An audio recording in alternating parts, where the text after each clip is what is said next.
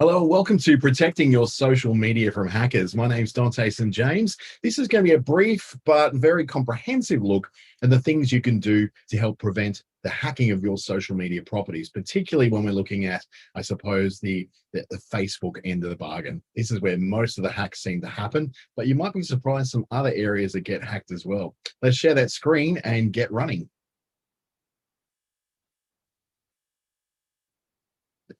A quote here from Stefan Napo, who's the global head of information security for Societe Generale International Banking, which is a massive French bank. It takes 20 years to build a reputation and just a few minutes of cyber incident to absolutely ruin it. Isn't that true?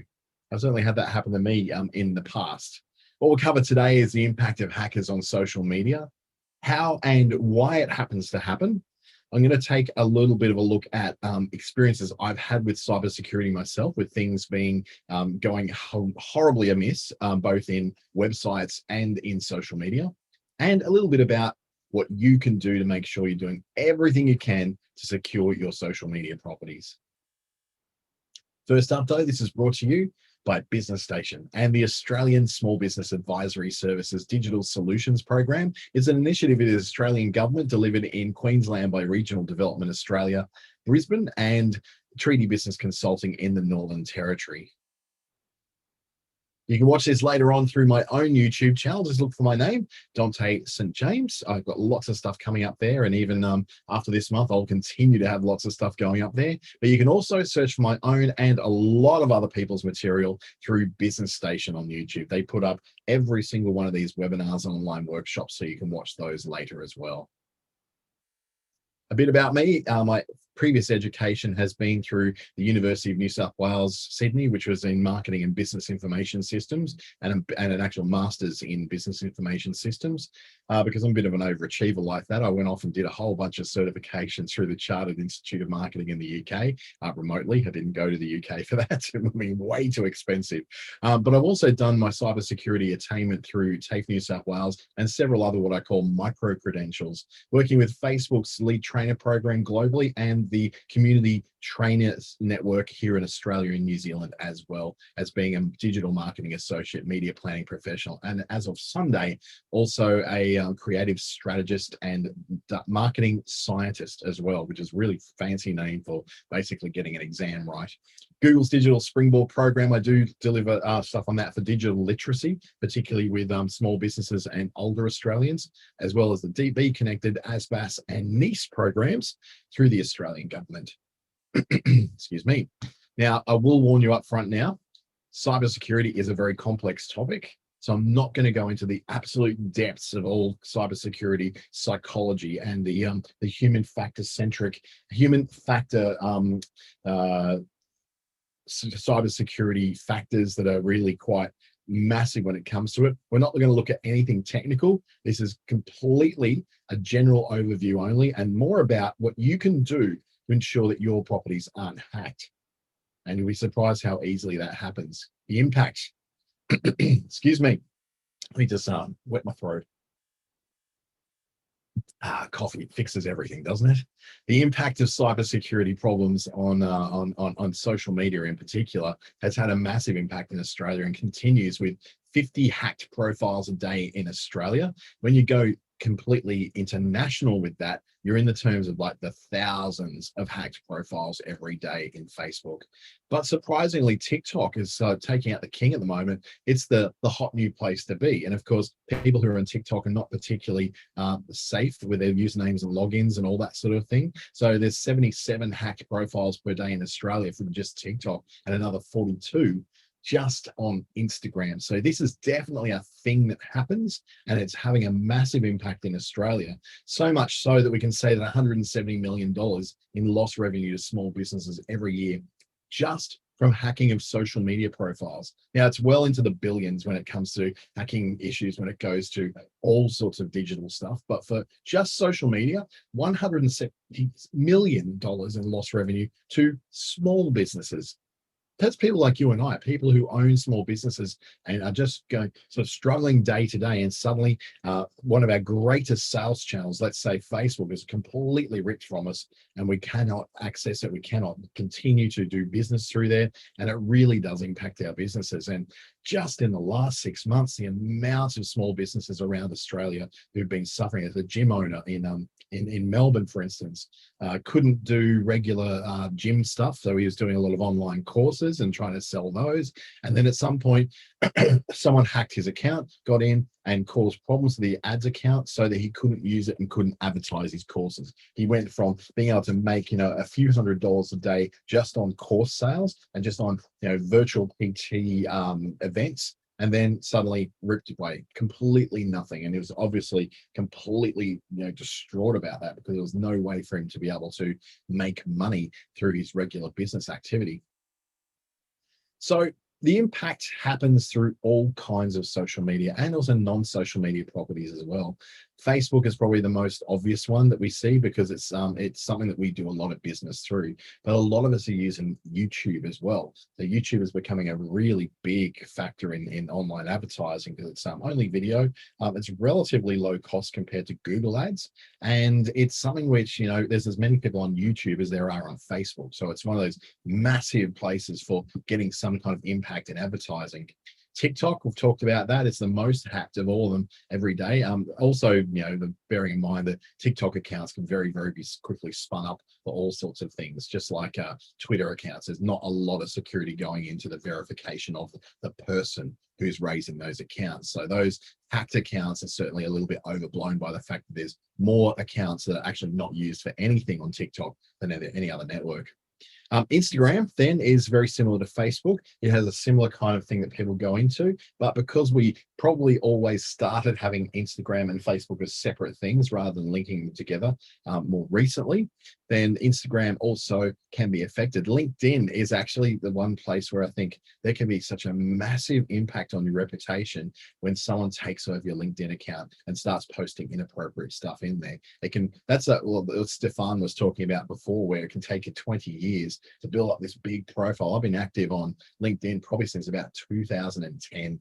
And honestly, that's now 11 years of activity and sowing that field and farming that and hoping that I can get something out of it, only to have it blown in 2021 because of some sort of poor cybersecurity practices. And this is what they are. They're poor cybersecurity practices. And we'll have a look at those shortly as well. Pinterest is another one. As that continues to rise steadily, particularly in demographics where people are looking for renovations, inspiration, trying to get, so it's transforming their lives, that kind of thing. Pinterest continues to be a very big name in this sector. But there's one thing that all of these accounts have in common. And it's not that they're all social media. It's that they all use email as the way for you to sign up and as the way for you to verify who you are. And email is the number one way that the hackers get into your accounts and do the damage that they do. So what can be accessed via email that makes it so easy for them to do? Well, number one thing is that all your contacts are in there. So if someone has got into your email at some point, it's probably because they got into one of your friends' email or a colleague's email first, got your contact, and you became part of an email list of places for them to try. Email is also where you share passwords. So quite often you'll send a password off to a friend, to a colleague, to someone, your mother, your father, your grandma. You'll send off lots of different things like passwords. And usually those emails where you've sent your password off to someone are really easily described as, here you go, grandma, here's my password. You can just search any of these email platforms once you're in and find where passwords have been shared. So it's not a hard thing for someone to find those passwords. In fact, it's even easier for them to then go, well, now I've got access to your email. I can reset your social media passwords and lock you out of them. And that's the truly scary thing. This is where most of the activity happens in cybersecurity for small businesses now. It's not, hackers trying to get into the mainframe of the bank to get your money out of your bank account. It's literally getting into your email and getting access to everything. Because think about it, your business's email contains everything. It's got everything in there. And if you haven't secured your email appropriately, then you're going to have some problems. And what those problems can be is that they used a very common password to get into your account, or they use what we call social engineering to figure it out. And that's something we'll look at next. And they actually might have even had that access for many, many years before now. So when they use common password, here are the top 10 passwords in the world. If you've got any of those, you're in big, big trouble, because it's only a matter of time before you are hacked. But then you think about the different variations. It's like admin 123, password 1, password hash 1 2 3 4 5 6, and then the variations around that. I don't know what Senhar is. I'd say it's probably like in another language. 1111111, or like, you know, the Bluetooth password for the car connection is always 0000. It's the most easily hacked thing on the planet. But they think, oh, what can they get into? They really can only get into your radio and transmit something, can't they? Really? Picture one, anything with a 1. We think that we're being clever by putting a hash or a 1 at the end of our name, or a set of numbers, or a date of birth, or using something like something that can be easily reverse engineered back to who you are and what's present in your social media. And then we call that one social engineering. So it's looking at your account and saying, oh, look, you're a mother who's always posting about your son Brandon, or Brooke, or Jason, or Taylor. And then you just sort of, it doesn't take much to work out that most passwords involved with mums and dads tend to be directed around their children, their wives, their husbands, or people that they know. So if I can find out what your husband's name is, or what your wife's name is, or what your boyfriend or girlfriend's name, what your kids' names are, chances are, in a case of about 60% of the time, that your passwords will involve their name in it somewhere. So that's one of the probably the biggest way that they're getting in now. If you're not using a very common password, you're using ones that I can work out just by looking at what's public on your social media. And if you think, oh, no one would look at that to get in there, they don't have to. They've got bots that do this for you. So automated computer scripts that go out and search all this stuff for them. They don't have to manually sit there and reverse engineer this stuff. It just looks through and sees what things come up. What are the friends that are always coming up in your comments? And then use those, particularly if they're associated with the word mum or son or daughter or anything like that. They'll be able to pick that up and go, yep, we know what your password is now. And it's usually around about the dates that they were born. So quite often, like the Jason 1992 that's been mentioned there is a very common one, because quite often we just go, okay, Brandon was born in 1992, so it's Brandon 92 or Brandon 1992. And these pieces of information are incredibly easy for automated computer scripts to go and find.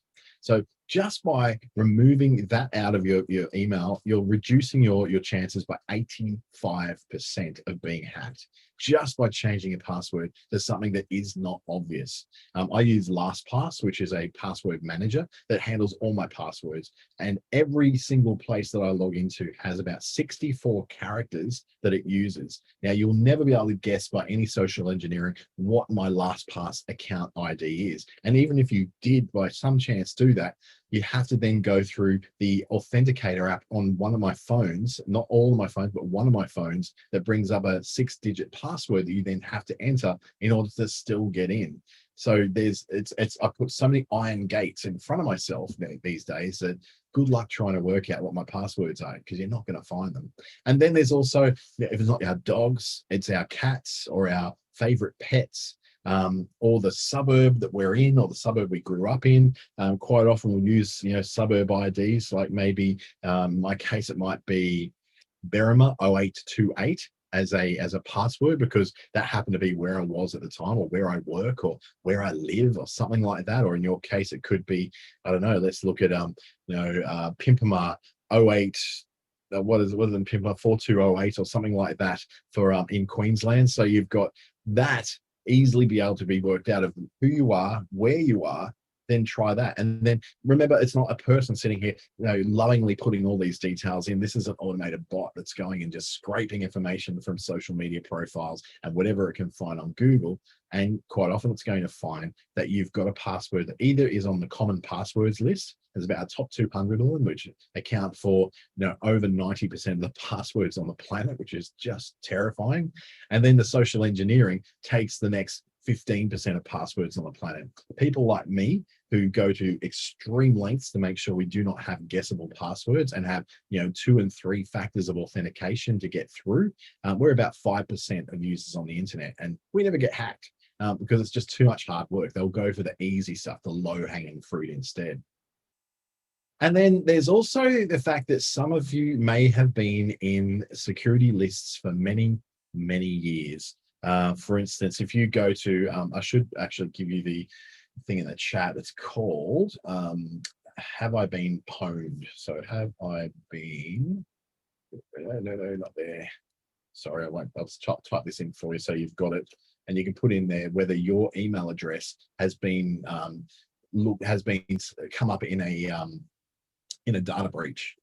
So I'll just put it into the chat. So if you see that in the chat, go there and have a look and put your email address in, or any of the email addresses you use for your business, and it'll show you what data breaches you may have shown up in. So for instance, one I know I've shown up in before was from Under Armour, and it's because I used to have an app on my phone that had all the things I eat. I put in what I'd eat and I do the exercise I've done, so I'd work out what my caloric intake and outtake was, and when I was fit and very into that kind of stuff.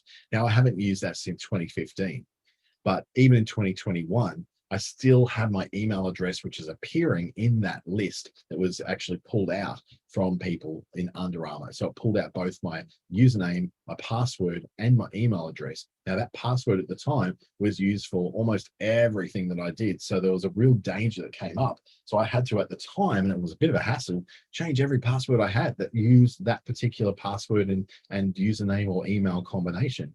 It's secure now, but it still comes up. And every time I go to have I been pwned, I see that it's definitely a place where it reminds me of just how easily big lists of email addresses come out. Carnival Cruises this year was breached in Australia as far as getting people to their personal details. Now, getting those personal details may not contain a password, but it contains enough information about you that the password hackers can actually work that out through a script and just run through this email address, this location where they are, this phone number, this email, this these personal details marrying up. Here's a bunch of likely passwords that they probably have. LinkedIn's had breaches this year, just the one that happened actually back quite a few years, but it's popped up again this year in use. And NAP had a big breach as well that's popped up again this year. So those sources of breaches, it's worth going and looking, seeing what you've actually had in terms of breaches, because everyone from Audi to credit checking agencies, they're all being breached at some point. Most banks have been breached. Most social media platforms have been breached. So many places have been breached that it's actually worth you taking a time to look at that site, have I been pwned, and then actually find out where you've appeared. So I've just run one of my email addresses and says I've not appeared in any breaches. If I run another version of another email address that I've got, it'll say, oh, yep, I've actually showed up in some. I've showed up in someone Elasticsearch holding, like, I don't even know where that is, how I would have been in that, but I am in that. Promo, a marketing video maker that I joined many, many years ago, actually had a password and an email address in it. So I don't use that email address and password combination anymore because of that reason. And then Pixlr is an online version of something like Photoshop. So you go in there and use it as a designer for a free online version of something like Photoshop, where you go and update photos and build graphics, that sort of thing. I haven't used it in years, but I was actually in one of those breaches. And yes, email addresses and passwords and even social media profile information was included in that breach as well. So I've actually gone to Pixlr, changed my password quite a couple of years ago, actually. I also changed my password on promo video as well, just to make sure that nobody could get in there using that particular username and password combination. It's pretty scary, isn't it? All this stuff that's out there. So why do these people do this? Like, what honestly is up with them? Like, what do they get out of this? Well, they cause disruption to start with. Some people are based on state-owned actors, which they basically people from North Korea or Russia that are paid by the government to sort of secretly to cause disruption in other countries. And they do that instead of dropping bombs, they do it by constantly hacking people and causing grief with people that causes dissent, that causes people to blame their governments, and then destabilizes countries and governments. This cyber warfare is a very real thing. It goes on every day. It's why there was such a big outcry about Russian interference in the 2016 presidential election in America. There's been no sort of indication that we've had massive external influence in our elections here in Australia, but we have cybersecurity incidents all the time. And since Australia and China have been having a bit of a trade war, there's been a massive increase in cybersecurity and cyber warfare incidents coming from what we believe is from mainland China. So it's not like this is a thing that this makes really sexy news or somehow makes politicians give them someone to blame like China. This thing actually happens. We do have online enemies, and they're not always who we think they are. They could be any country, any sort of state that's got an issue with us in Australia will cause that disruption. There's also the mischief factor. Sometimes people just want to cause mischief. They just want to know and hear news stories that involve something that they did, something that they caused. They get very proud by saying, I did that. I caused that massive breach that caused all these problems for people. And they feel good. It's a sense of achievement. It's like playing a game that they just won. The money factor is more so, it's less about getting in and getting your money and more about using your following and your social media profiles to go in and make money from running ads, usually, to be honest, or running posts through your Facebook pages that allow them to point to scams. And it will take them, even if it takes them only an hour before Facebook finds out who they are and they wipe them out, that wipes you out forever. So once you've been associated with that, your profile, your page, your ad account, then all that stuff will be taken away from you. And there's a very good reason why that happens. And I'll cover that in a second too. Now, my own story when it comes to cybersecurity has had a few little colorful incidents in the past. The first one was on Christmas Day in 2008. And I was at the time I was living in Tasmania in Hobart, but I was on the holidays for Christmas in Noosa in Queensland. And I got this call on Christmas Day from a colleague saying, hey, we've had one of our websites hacked by a Turkish hacker group. And so I went on there and looked at it all and went, oh crap, okay. And then as we get looking around the rest of the network of websites, we had about 47 of them at the time. Every single one had been hacked by this same Turkish group, claiming that they are, having a jihad war and all that kind of thing. And they're targeting media properties. And, if you want to do it, they had a ransom against it. So they said, okay, we've got a ransom. You're going to be able to have to pay this to us to get your sites back online. So that consequently ruined my Christmas Day. I spent the rest of the day and late into the night on Christmas night and Boxing Day as well, fixing these websites with, thankfully, we had lots of backups. So we didn't lose any data, but it did sort of let us know that on that Joomla, which is the logo you can see there, Joomla had some security vulnerabilities at the time that we weren't aware of because we hadn't really taken cybersecurity particularly seriously back then. This is 2008. Like cybersecurity wasn't even a word. I don't think that had been invented. So we learned very quickly that keeping your software on your website up to date was really important. And I never had another Christmas Day ruined again. In fact, we never had since 2008 until I left that company in 2016 another cybersecurity incident at all on those websites. It was so important that we prioritized it after that massive loss that we had to go back and do it again. Now, that's then not the only incident. Again, it popped up for me in April 14, 2010. I only know this because I actually, I diarize everything in my Google Calendar. And so I've got this long history of when incidents occurred and I give them anniversaries just to remind me. Not because I'm a masochist and I want to remind myself of some of my greatest failures, but because it's a reminder to me that this happened before. These kind of things can happen again if I don't keep my eye on the ball. So on April 14, 2010, my Twitter account was taken over by Russian hackers. because they identify themselves as Russian and hackers who took it over. And so my Dante St. James user on Twitter. So even if I go to Twitter now, twitter.com/Dante St. James, I think the account is still there, but I'm locked out of it. I can't get back into it because someone had taken it over at some point and changed it. So the account was actually suspended. And that's because it started posting a lot of stuff, based upon, stuff that you're not supposed to post on social media properties. So that account was suspended, and I had to set up a new one later on, which was, I think it was I am Dante St. James. And I think a couple of years later, I haven't been able to get back into that one. And not that I really matter that much because I haven't really done anything on there. But that was all based around the fact that I had changed my phone number, but not updated that with Twitter. So I've not been able to verify my way back in. That said, though, there is another version of my account, which is under Clickstarter AU, which I can get into. And that's my primary Twitter account as well. So it did affect me a little bit, not hugely, but it certainly, made it really, really annoying that I couldn't get into my own account. Not because of anything bad that happened with the hackers, but I just had a very easy to use password at the time. And that was back in 2014. Now, since then, in June 16, 2015, my Facebook account was hacked. And what they did, they went to a lot of trouble with this. They basically had got into my email, my Gmail at the time, which got into my Google Drive.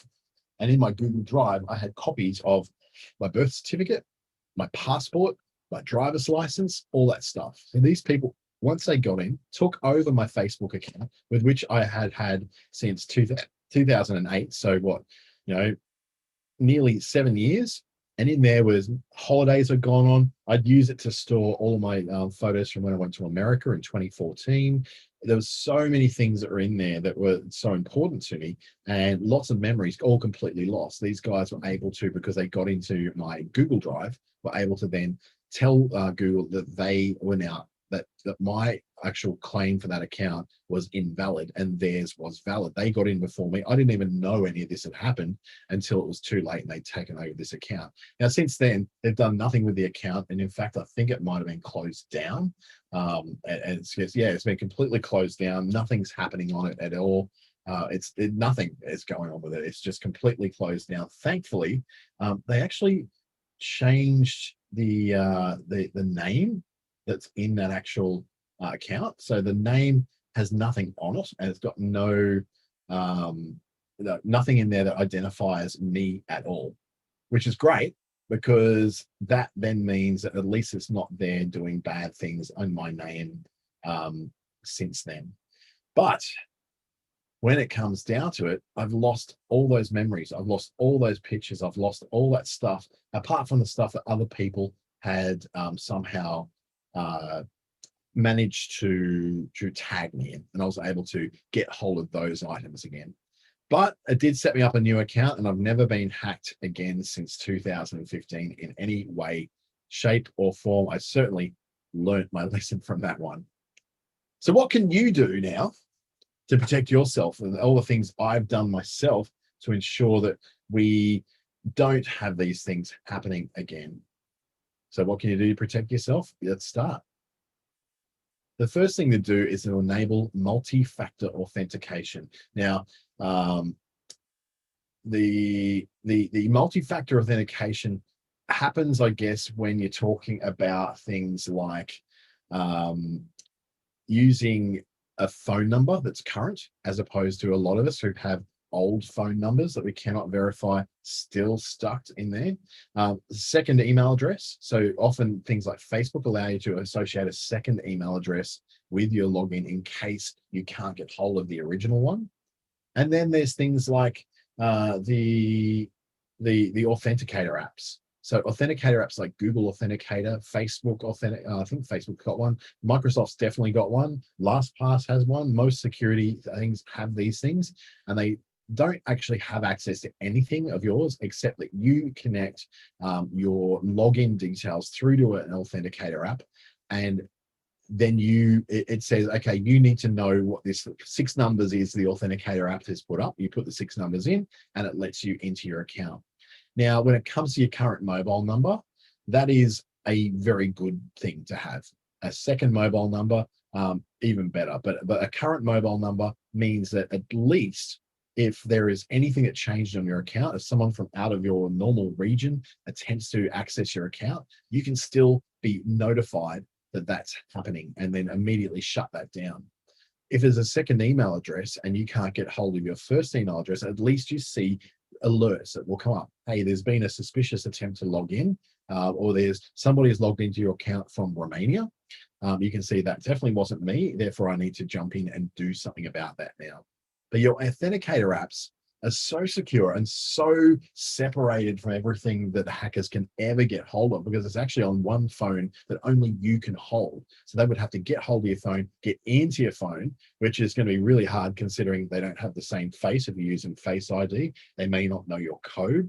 Or there's always, the silly things that Samsung still allow you to do with it, like a shape that you've got to go like a Z pattern across the dots. That kind of pattern is just about always that everyone does a Z. That's almost the most common way that people do it is a Z.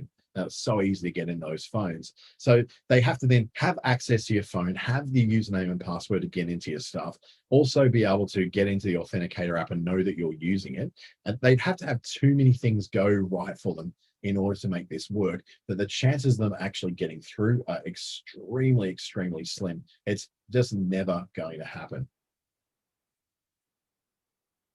So an example here in this movie I'm going to show you is how you make changes to your security stuff in Facebook. So you go to your settings, and then in your settings, you'll see what you're connected to as far as your different contact accounts. You can go to your security and login information, which just shows you where you're logged in, what things are logged in, where you can change your password or save your login information using two-factor authentication, which everybody should absolutely do. I certainly do it. And then you can search for all the different things that are in your current Facebook information. So I'd really, really would recommend, so you're not seeing anything personal in my then, you can't read any passwords or any of that, but you can see email addresses, which is fine. Those email addresses are completely public anyway. So that way you can ensure that people can't get into your stuff just by simply guessing a username and password. What you want to do is put an extra layer on top of that. So that's called, and I'll stop the video when it gets to the point where it actually shares it. But as we go into, again, those settings, into our settings and privacy, into settings, and then over to, we look at our general account settings, then we're going to pop over to security and login. And in here is where you're going to see things like changing your password, and I'll just stop the video, using two-factor authentication. This is where it asks for a code if it attempted login from an unrecognized device or browser happens. Now, for me, that happens both through my phone and through an authenticator app, which is Google Authenticator. So those things are really, really important to keep yourself completely safe. Of course, though, that's not the only thing that happens, because you've got Facebook pages, and Facebook pages may have more than just the one person who is involved with it. And when there's more than one person involved with it, then you have the issue that not only do certain people have access to your page, but they also have to have their security settings to the same level that you do. So the more admins you have, I'll tell you now, the more risk you're going to have. The more admins, the more risk. Only has to, like a hacker doesn't have to get into everyone to cause havoc. They only have to get into one person to cause havoc with your Facebook page. Only one access has to be gotten into so they can boot all of you out of being admins. So it could be you, your personal assistant, your virtual assistant, the people who work with you, your colleagues, anyone like that. Any of those people could be then able to get into the Facebook page and then start booting everybody out, because remember, that person has access to that person's password. So the hacker has complete access to everything that that person has, even to your Facebook page. And it may be your Facebook page that you own, but they are booting everybody out as admin. Now, the only way around that is to make sure that your business owns that, and only you have access to your business manager. But then when you add admin access to your business manager, so it gets deeper and deeper again, then you're providing another way for people to get in there and cause problems for you. Now, Facebook, despite how much you might think your rights are being violated and that it's not fair and all that sort of thing, Facebook will not enter into any conversations or any kinds of spats or disputes about who owns a page and who should have access to a page. And I've been kicked out of a page because of this particular person who has come from Venezuela and booted me out of my page. The issue there, of course, is that you feel like you should be in control, but you're not. You feel like you should be able to access these things, but you're not able to access them. The problem is that's not Facebook's problem. That's not Facebook's fault. It's your fault. In fact, 100% of the blame for your account being hacked is with you or the person who they hacked through, because they use your legitimate username and password to get in.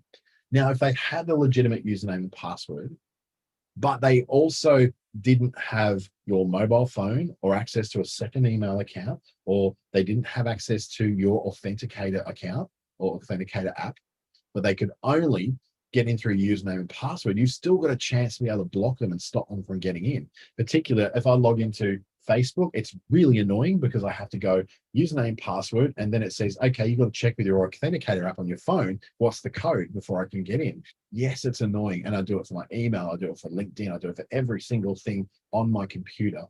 But once you've done it enough times, it becomes just a part of your routine. It's a part of what you do. You can have Authenticator app on more than one mobile phone. So if I take only one of my mobiles out of the three of them along with me, I then at least have access to everything I need to have access to. But it's still 100% your fault, not Facebook's, not Google's, if they can get in by guessing your username and password. It's because your username and password are either very common, easily socially engineered, or being surfaced in some kind of hacking or some kind of data breach somewhere else. Not great news, I know, particularly if you've actually been hacked before. And look, I can completely sympathize because I have been. I know how difficult, how horrible this is. And all you can do is just pick it up and start again. I certainly had to do it with my ads account on Facebook, which even in 2018 wasn't hacked, but I actually got restricted from advertising on that literally 30 minutes before I was due to present an advertising on Facebook workshop in front of 72 people. So it certainly caused me some issues with that. Not something I really wanted to remember that well. It wasn't the most glorious start to my workshop career, but it happened and I got through it. You can too. You can rebuild your business, even if it has been hacked, and it's so dependent upon Facebook. In my case, to get into advertising again, it wasn't a hacking thing again. It was my own fault for advertising something that was outside of the terms of service and outside the community standards. Not that I thought it was at the time, but turns out it was. Then I had to start a new profile all over again. And then I had to start get into my old profile, which I still had access to, but give myself access to add as admin to all those pages, kick out the old profile and just do everything under this new profile with new ad accounts, new business managers. It was a hassle, particularly because it didn't just affect me, it affected over 100 of my clients that I was managing Facebook ads for at the time too. Bloody annoying, I tell you what. It was just a horrible experience. So moving forward, your action plan from today has to be, number one, in your email, change your email password. Please just do it. It will not hurt you to do it. Add your current mobile number for verification once you're in there. If you're in Gmail or Outlook or whatever you're using that somehow uses a verification process for resetting your password, add your current mobile number. We change mobile numbers here and there. We might have worked for someone and we did it all through our work mobile. We don't have access to the work mobile anymore. So you've got to make sure that that particular email provider has full access to your current mobile number, not your old one.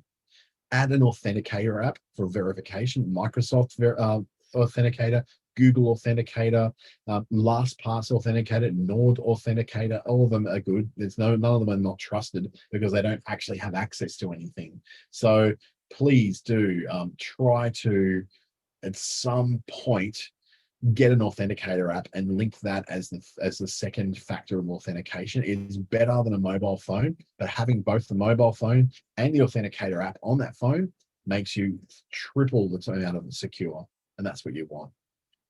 Go to Facebook and change your Facebook password. I know it seems like a hassle because then you have to log in all over again, but that is going to be just what you're not going to regret ever changing a password. You only regret not changing a password. Add your current mobile number again into Facebook to make sure it's got your current mobile, not the one you had in 2008 when you first set it up. It's kind of a shock, I know. Add an authenticator app for your verification as well, where it has that, when we showed that screenshot of the going through the back of my security settings, that had a place for second factor authentication. You can have an authenticator app or you can have mobile phone. I chose authenticator app because it's that much more secure again. If it's Instagram, change your Insta password, change your mobile number for verification, use the authenticator app. Again, do that for Instagram, and even then go forward and do that for LinkedIn. LinkedIn is just this place which so much damage can be done to your reputation as a business owner, as an employee. It just has so much writing up for your professional image. If someone was to hack in there and start posting stuff like, join my multi-level marketing thing, or come and buy these dodgy things from this offshore Chinese drop shipping firm that you had nothing to do with, it's going to look terrible on your reputation. And it's really hard to get rid of these old hacked accounts in LinkedIn. They're going to hang around and they're going to be the first thing that people look for when they're looking for you, even if you set up a new account for them to get to you from. Then Facebook again, when it comes to having pages and groups, make sure your page and group admins are following all these same steps as you have to follow. Make sure that there is an authenticator app that's mandatory to them, not just a mobile phone number or an email address.